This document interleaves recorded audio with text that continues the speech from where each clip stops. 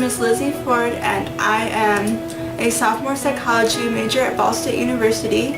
I am also a resident assistant at Ball State University and I have cerebral palsy. And I receive services through IPMG through a waiver at Ball State, and then also when I'm at home over the summer.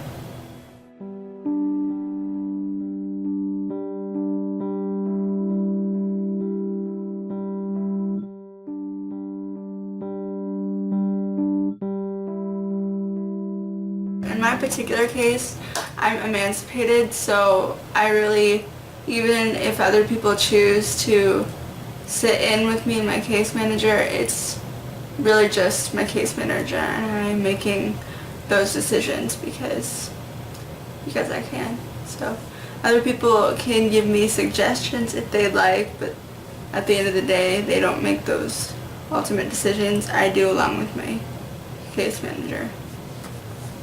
I'm a very independent person, so I have not had that experience where people just directed things at me, thank goodness, because I just don't like that. I would not stand for that, because at the end of the day, like, I am capable of making those decisions.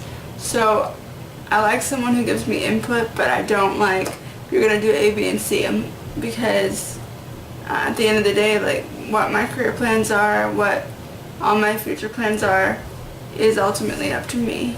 So it's important for all people, like, whatever their amount of independence that they can have is, because people need to be as independent as they possibly can. If, for example, even if like someone can't fully make the decisions on their own, they still need to be given a chance to, just to practice that, because in the workplace, in other settings, people can pick on you, people can take advantage of you if you don't know how to deal with those situations and be independent and think on your own. And depending on the severity of the disability, it might be harder, but people need to try to do it as much as they can, so that with learning, you never know how much a person can do until they actually try to do it. And the more that they can do and think for themselves, just the better off they will be, even if they can't go to college, even if they can't, make a ton of money in their future. It's just, that's important. So I want to talk about it like from two aspects. The first aspect being that, like, the variety and the spectrum of disability. The second being the spectrum of a person's personality and interest. So, like, as far as disability goes, for most disabilities, they're on a spectrum, like mine, or like autism. So no one's case is going to be the same. Everybody's going to have different symptoms, different things that are difficult, different things that are easy, regardless of whether they fit under that big umbrella of cerebral palsy or spina bifida or autism. So it's just very good to know specifically how they are affected by their disability and what is difficult and easy for that particular person. Otherwise, the goals that are set may not be the correct goals for that person. Also, just like when communicating and getting to know a certain person, it's just important to remember that their personalities, their likes and dislikes, their pet peeves, what motivates them could be anything. So if you try a general thing, it may not appeal to them, they may not try, they may not be responsive, so it's just very important to consider the individual. In any case, whether they're able to make the decisions on their own or not.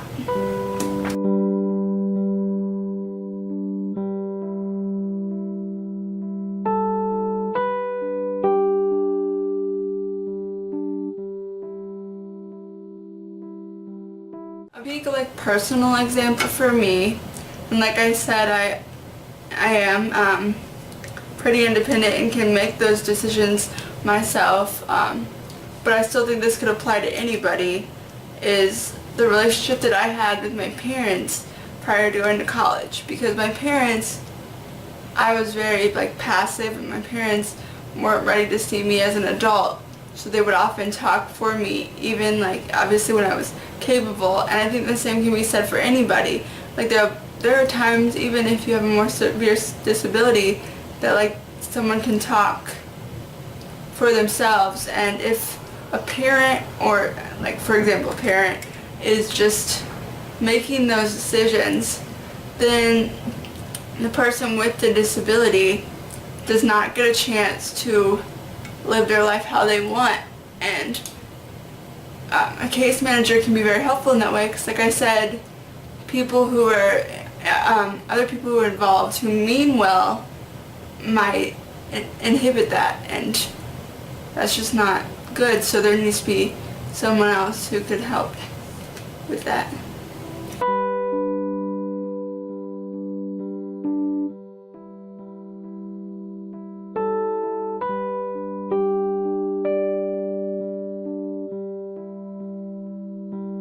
Community integration is important because everybody, regardless of like what disability they have, what the severity is, human beings are driven to find a purpose, to find some order in the chaos, some method to the madness. So most people are not going to enjoy having no purpose in life every moment of every day. You're going to want to find something to do, and community integration allows people to build those friendships, to build those relationships that can give people purpose. And then obviously making things more accessible if it's a physical disability, just educating people to break down social barriers.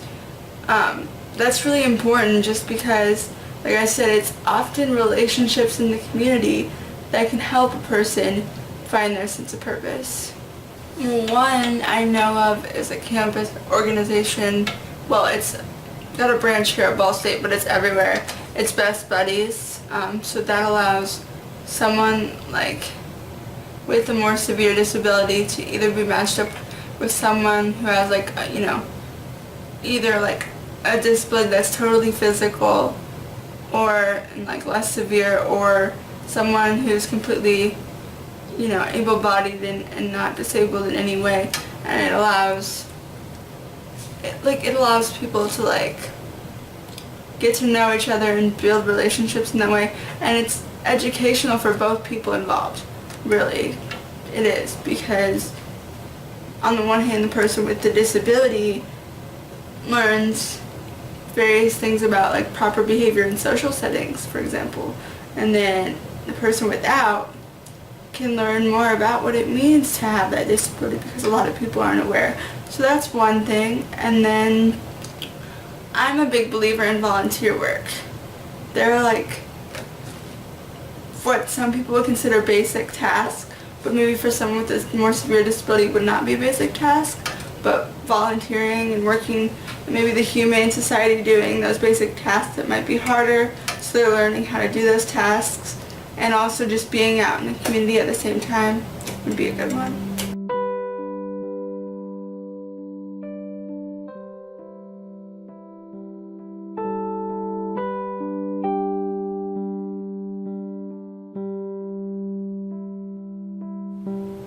Choice is important, because if people don't feel like they have choice, they begin to think, why do I even bother doing this? Why should I care? And if people don't care about something, they just don't do anything, and they don't achieve anything, and they don't make anything of themselves within the community, which would be counterproductive towards all the previous points. So choice in its own way might be the most important, just because if you don't have that choice, you're not going to do any of those other things that are valued. So every person is an individual, and it's just the right of every person to have that choice, even if they can't make the full decision on their own, just to have that input, because you're basically, in a way, I know this will sound kind of bad, but when you don't give a person a choice or an input at all, you're treating them as like less than a person, because that's the right of a person to have.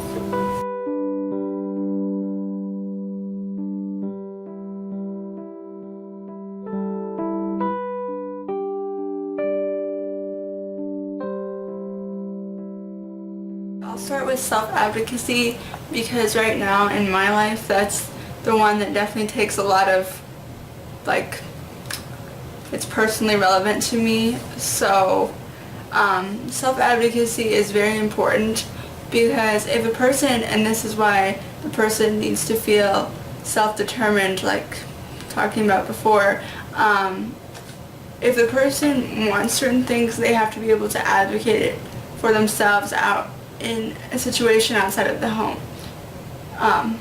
Some people, even if a person has a guardian, some people are still going to want to hear from that person. So that person needs to be able to advocate for themselves. And then also, in my personal situation at college, I have to be able to advocate what accommodations do I need. Like, and then when am I stuck on something? When do I need help with something? What is too much of a physical challenge for me? If I don't advocate those things, other people do not know.